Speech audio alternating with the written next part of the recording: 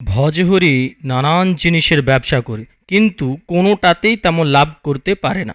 আর তার একমাত্র কারণ উল্টো দিকের দোকানের মালিক তিনকুড়ি। তিনি একটু বেলা করেই আসেন, আর ভজহরি যা বেচেন তা নিয়েই বসেন। হে ঠাকুর, আজ আমি কুমড়ো নিয়ে বাজারে বসেছি। আজকে যেন আবার 3 কড়ি কুমড়ো নিয়ে না বসে। একটু দেখো ঠাকুর, একটু দেখো। আরে আসুন আসুন দাদা, আসুন, কুমড়ো নিয়ে যান, কুমড়ো নিয়ে যান। বাজারে সেরা মাচার কুমড়ো, খেলেই জুড়বে প্রাণ। কুমড়ো নিয়ে যান, কুমড়ো নিয়ে যান। দাদা, আমাকে 1 কেজি কুমড়ো দিন তো। ওই ওই ভালো দেখে দেবেন কিন্তু।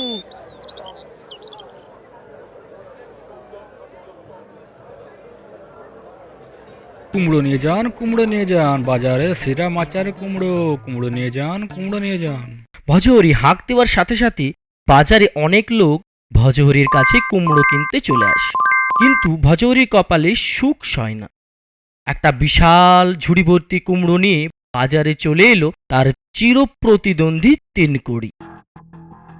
আরে আসুন দাদা, আসুন দিদি, আসুন পিসিমাসি, আমার দোকানে কুমড়ো খেলে মুখে ফুটবে হাসি। ছক্কা খাবেন, ছেট্টি খাবেন, খাবেন কুমড়ো ভাজা। ভজহরির দোকানে পচা কুমড়ো, আমার দোকানে তাজা। এই আমি পচা কুমড়ো দিচ্ছি? একদম উল্টো পাল্টা কথা বলবি না, একদম বলবি না। হিংসা করো না বন্ধু, চেষ্টা করো, তোমার হবে, তোমার হবে। আরে আসুন দাদা, আসুন দিদি, আসুন পিসিমাসি, আসুন আসুন আসুন। এরপর একে একে অনেক খদ্দেরই ভজহরির দোকান ছেড়ে তিনকুড়ির দোকানে ভিড় জমায়। কিসে গো, তোমার ছুরি অর্ধেক কুমড়োই তো বিক্রি হয়নি। আরে কি করে হবে বলো? আজকেও দেখি ওই হতচ্ছাড়া 3 কড়ি আমি আসার কিছুক্ষণ পরে কুমড়োই নিয়ে এলো। পুরো ব্যবসাটা হাটে মরে গেল। মনের মধ্যে শুধু হিংসা আর হিংসা। তুমি এক কাজ করো বুঝলে, কালকে বাজারে ইলিশ নিয়ে বসো, দেখবে তোমার ব্যবসা ভালো হবে। ঠিক আছে, সে তুমি বলছো যখন, আমি না হয় কালকে ইলিশ নিয়েই বসবো।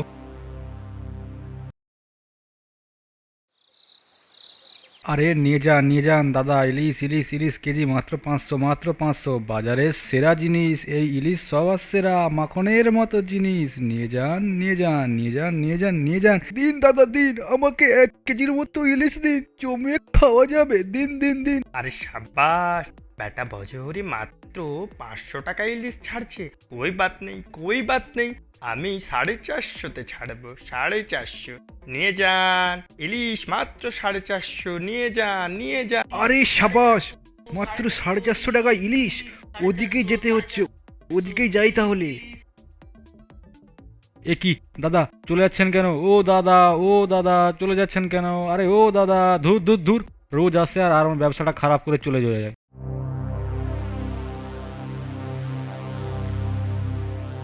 আচ্ছা ভাই বলতো, আমি তোর কি ক্ষতি করেছি? বলতো তুই একবার। তুই রোজ এসে আমার নকল করে ব্যবসাটা করিস কেন? পাগলে কিনা বলে, ছাগলে কিনা খায়। পাগল ছাগলের কথায় কান দিতে নেই, কান দিতে নেই। কি? আমি পাগল ছাগল? আমি কাল থেকে এখানে ব্যবসাই করব না। দেখবো দেখবো তুই কি করে আমাকে নকল করে ব্যবসা করিস। আরে আজকেও বেটা 3 কড়ি আমার ব্যবসাটা মাটি করে দিল। রোজ রোজ ভালো লাগে না, বলে কিনা আমি পাগল ছাগল। জি জি বললো, পাগল ছাগল, পাগল ছাগল, ছাগল ছাগল পাগল। ওগো, আমার মাথায় না একটা দারুণ বুদ্ধি এসেছে গো। হ্যাঁ, সেটা করলে ওই তোমার চির সত্যতেন করে দেখ, কিছুতেই তোমার নকল করতে পারবে না। আরে কি বুদ্ধি সেটা তো বলবে।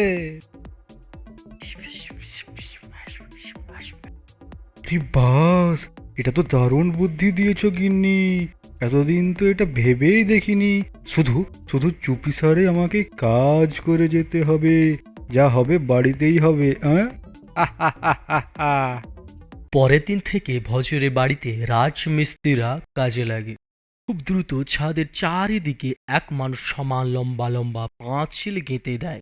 আর কাজ শেষ হলে একদিন রাতে ভজহরি এবং তার স্ত্রী দুজনে মিলে অনেকগুলো ছাগল ছানা নিয়ে এসে ছাদের ওই ঘেরা জায়গায় রাখে। ব্যাস, এবার শুধু মাস 6 এদের খাইয়ে পরিয়ে বড় করতে হবে। তারপর তারপর আমাদের আর কষ্ট করে সংসার চালাতে হবে না।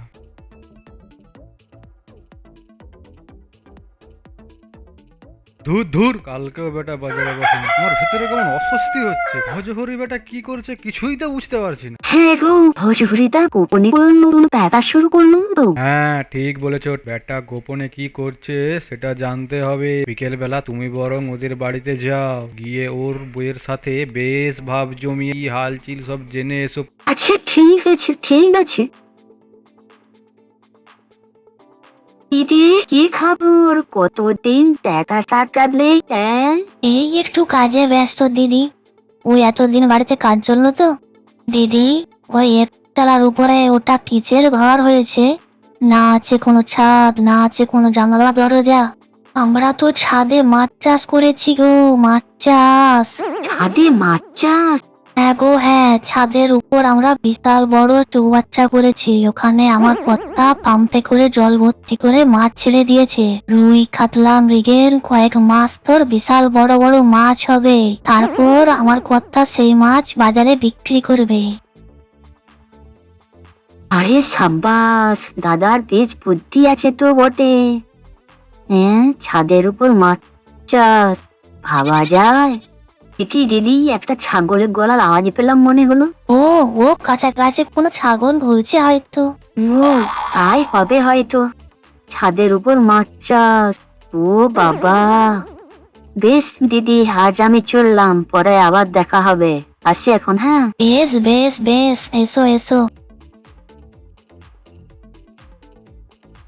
যাও যাও যাও, এবার ছাদের উপর পাঁচিল বানিয়ে মাছ চাষ করো, তারপর বুঝবে ঠেলা। হা, হা, হা, হা, হা, হা, হা। আচ্ছা, এই জন্য ভজহরিকে আর বাজারে দেখা যায় না। ঠিক আছে ঠিক আছে, তুই কি ভেবেছিস গোপনে ছাদে মাছ চাষ করে বড়লোক হয়ে যাবি? হ্যাঁ, বড়লোক হয়ে যাবি। পরের দিন থেকে তিনকড়ি তার বাড়ির ছাদের ওপর চারিদিকে বিশাল লম্বা লম্বা পাঁচিল গাঁথা শুরু করে। আর বেশ কিছু দিনের মধ্যে তা তৈরি হয়ে গেলে তিনকড়ি তার ছাদের ওপর বানানো ওই সুবিশাল চৌবাচ্চার জল ভরে প্রচুর চারা মাছ ছেড়ে দেয়। বুঝলে গিন্নি, যখন মাছগুলো বড় হবে না, তখন রাতারাতে লাখপতি হয়ে যাব, লাখপতি। আরে বুঝলে গিন্নি, টোটকা দারুণ কাজ করেছে। ওদিকে বেটা তিনকড়ি জোর কদমে ছাদের ওপর মাছ চাষ শুরু করেছে। এখন শুধু সময়ের অপেক্ষা, তারপরেই খেলা জমে একেবারে আইসক্রিম হয়ে যাবে। ওই দেখো ওই দেখো, ছাগলগুলো ডাকাডাকি শুরু করেছে। যাই যাই, দেখি বেটাদের কাঁঠাল পাতা দিয়ে আস।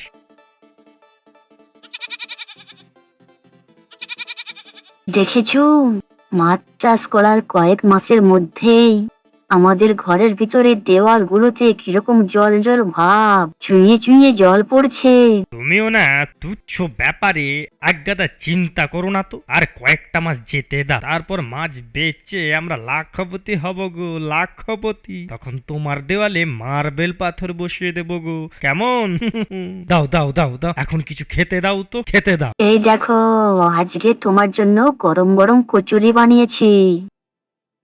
এদিকে ভজহরির ছাগলগুলো নধর হয়ে ওঠে। ভজহরি তাদেরকে প্রথমবারের জন্য বাড়ির বাইরে বের করে আর বাজারে বিক্রি করার উদ্দেশ্যে ছাগলগুলোকে সঙ্গে করে নিয়ে এগোতে থাকে। তাহলে আপনার সব ছাগলের দাম হলো গিয়ে 1,00,000 টাকা। এই নিন। হে ঠাকুর, তুমি এতদিন পরে আমার দিকে মুখ তুলে তাকালে। জয় ঠাকুর, জয় ঠাকুর, জয় ঠাকুর, জয় ঠাকুর।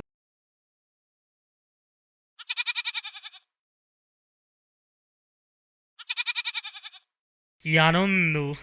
আজকে গিন্নির হাতে চৌমিয়ে খাবো। হায় হায় হায়, কি সর্বনাশ হয়ে গেছে, কি সর্বনাশ হয়ে গেছে!